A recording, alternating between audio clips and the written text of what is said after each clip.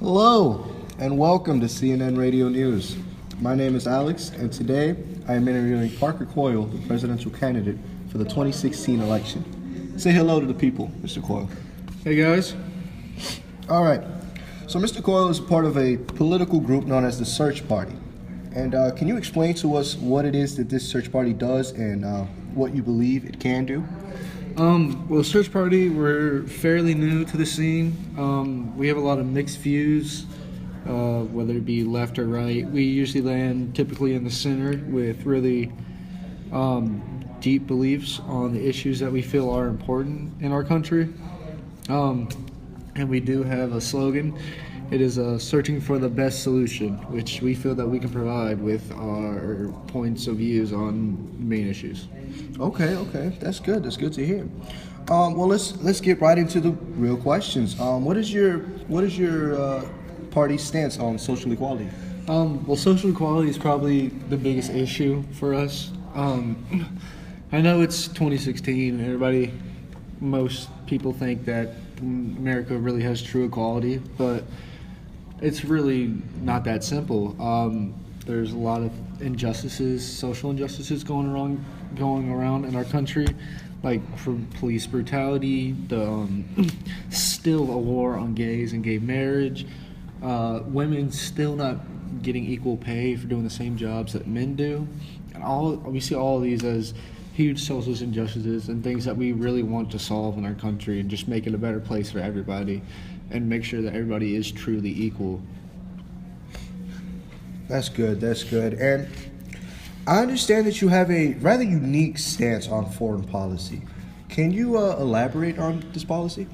Well, since our first president, George Washington, we've been meddling in foreign affairs that really don't affect us or involve us at all. So my party really believes that we should take up George Washington's philosophy, which was not to engage or interfere with other countries until we feel that we are sound within ourselves. And we feel like this is the best way to really improve our country. Okay. And many people have a problem with the size of the government. How do you feel about the size? Do you think the government is too big, it's too small? Well, our view on this takes perspective from the Democratic and Republican Party on this, so it's a pretty unique view. We believe in a government that's big enough that's able to protect people's rights and everything like that, but we don't want it too big to make people feel like we're controlling them. And we do support free enterprise, so this is kind of a contradicting view. So we really believe that the government should be just big enough to make sure that all liberties and rights are protected and that people aren't being manipulated or screwed over, for lack of a better term, over big companies and government. That is a very interesting stance that you guys have. And we have seen these past couple of years that gun control has become a big issue in the nation. What would be your policy if you were in office? Well, I know gun control is a big ticket issue. In Australia, for a period of time, they decided to ban all guns for civilians. And in this time, murders with guns and break-ins involving guns rose because the civilians didn't have a proper means of protection.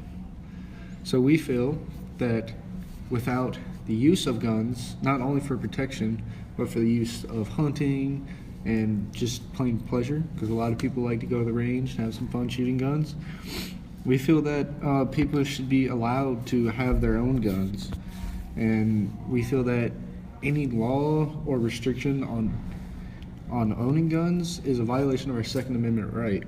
Now, we do know that many dangerous people do eventually get guns in their hands somehow. So we would compromise, and we definitely support more stringent background checks and definitely longer wait times to make sure that we don't let the guns get into violent offenders' hands. That is true. That is a very big problem, and leaving us unprotected would cause a very big problem. So with all this talk about foreign policy and gun control, let's head into the topic of the war on terrorism. What is your point of view on the war on terror?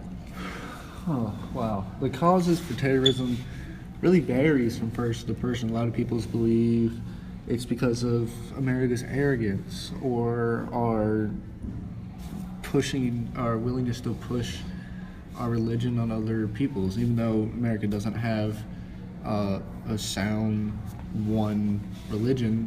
A lot of people do push theirs on others, and a lot of people, typically in the Islamic religion, I'm not saying terrorists are solely these people, or all Islamic people are terrorists, but these radicals don't like what our country is about, so they attack us. So my party feels that the best way to protect against this is to protect our homeland itself.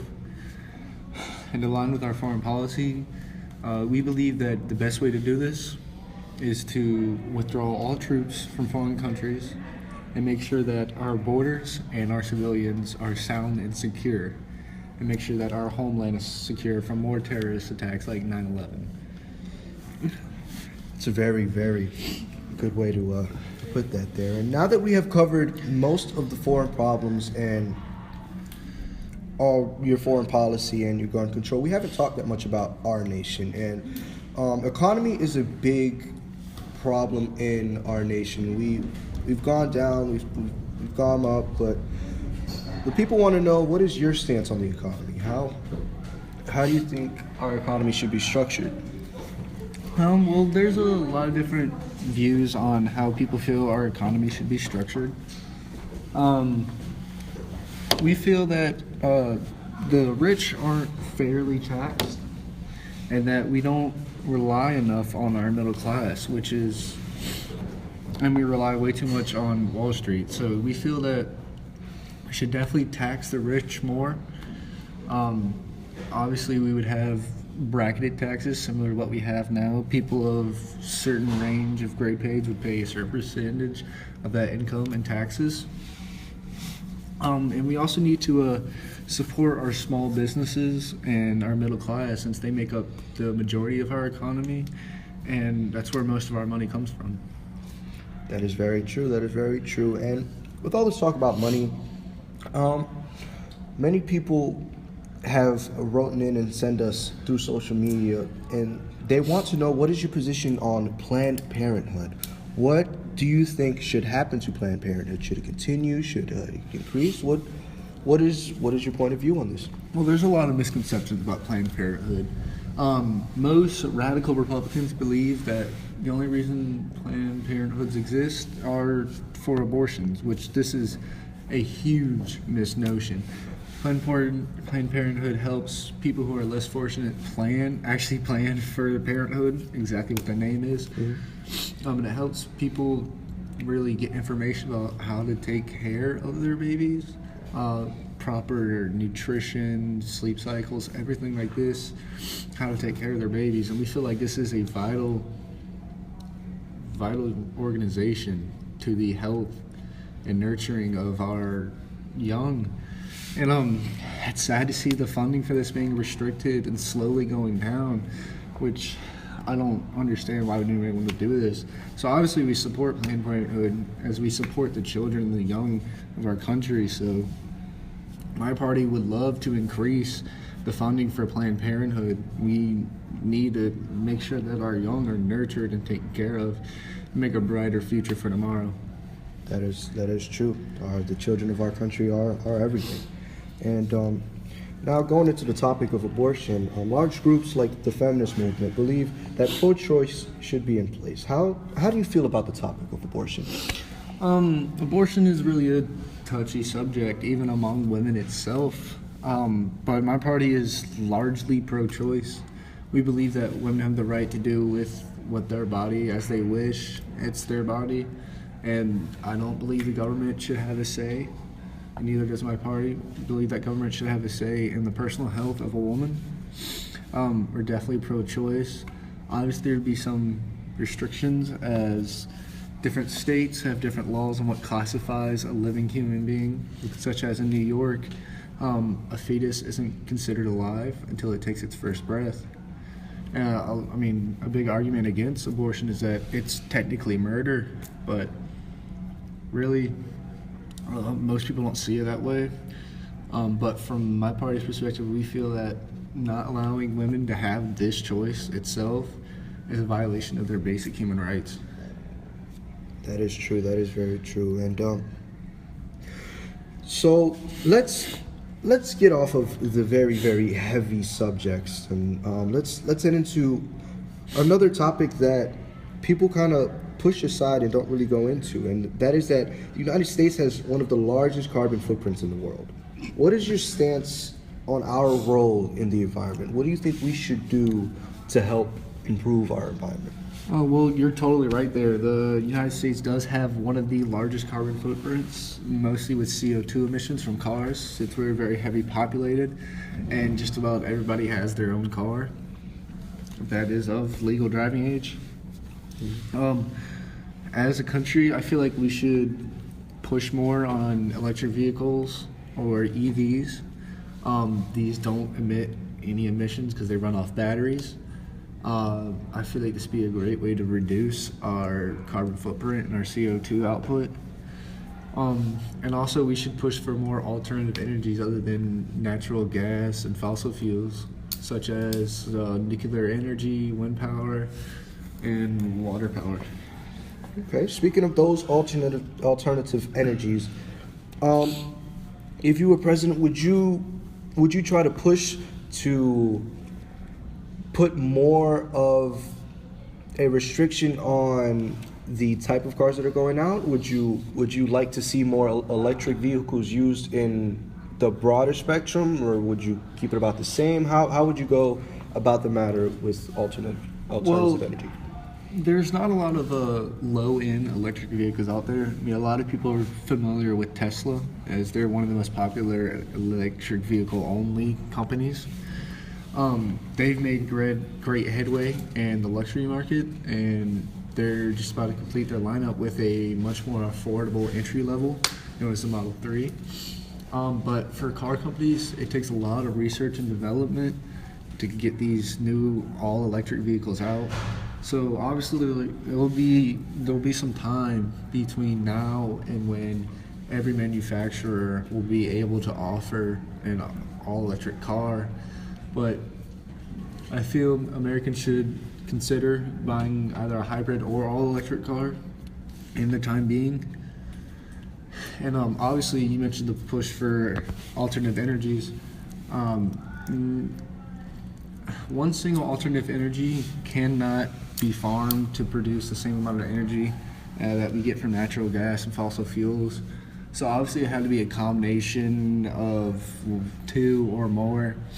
But I feel like we should combine wind, water, nuclear, and solar power. I understand there's risks, the huge environmental risk that comes with the faults for nuclear power, but if performed and maintained correctly, these risks are minimalized. Wind farms, they don't produce very much energy and they don't employ very many people, and they're an eyesore, as most people think. But they are useful, they're cheap, and they offer good power. I mean, many farms have run off primitive windmills before, and that's basically what wind power comes from, and that'd be a good addition. There are multiple dams in America already, so we are already utilizing water power. The problem with water power is that it's a huge environmental disaster. It harms the waterways and all the wildlife there. So I feel like this would be the power that we push the least. And solar power is almost completely renewable. It's almost an unlimited resource. Now, there are some issues at night because it's ran by the sun, and the initial cost for solar panels is immense, but the perks from it in the long-term run is really beneficial. So I feel like we should push all of these to try and maintain the level of energy that we are using currently, or even more than that. All right, well, that's all the time that we have for today, and that's all the questions that I have for you, Mr. Corda. Thank you for your time. Thank you for having me. And thank you, the people, for tuning in to CNN Radio News. Again, my name is Alex, and you have a wonderful day.